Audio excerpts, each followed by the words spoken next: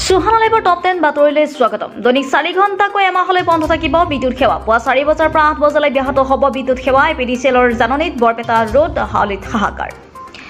2 মাহৰ পাছত জলজীৱন মিছনৰ ঠিকাদাৰে পাব অনাদায় হৈ থকা ধন। মুখ্যমন্ত্ৰী ডক্টৰ হিমন্ত বিশ্ব শৰ্মাৰ ডাঙৰ ঘোষণা। স্বামীৰ হত্যাৰ ষড়যন্ত্ৰত মই জড়িত আছো। SITৰ জেৰাত স্বামী সন্তা সোনম ৰঘুবংশীৰ স্বীকাৰোক্তিৰ খবৰ।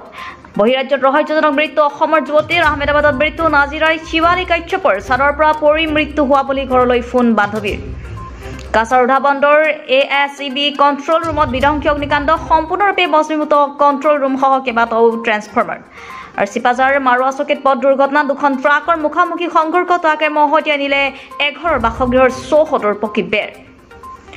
ৰেলৰ তৎকাল টিকট বুকিং কৰিবলৈ লাগিব আধাৰ। জুলাইৰ পৰা প্ৰযোজ্য হ'ব এই নিয়ম। এই সন্দৰ্ভত ৰেল মন্ত্ৰালয়ৰ জাননী জাৰি।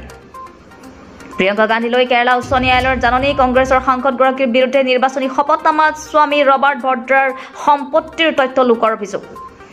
প্ৰধানমন্ত্ৰী নৰেন্দ্ৰ মোদীক সাক্ষাতৰ পূৰ্বে কৰিব লাগিব RT-PCR টেষ্ট। কেন্দ্ৰীয় মন্ত্ৰীসকলৰ বাবে বাধ্যতামূলক কৰা হৈছে এই নিয়ম। দেশত COVID-19 আক্ৰান্তৰ সংখ্যা বৃদ্ধি পোৱাত এই সিদ্ধান্ত।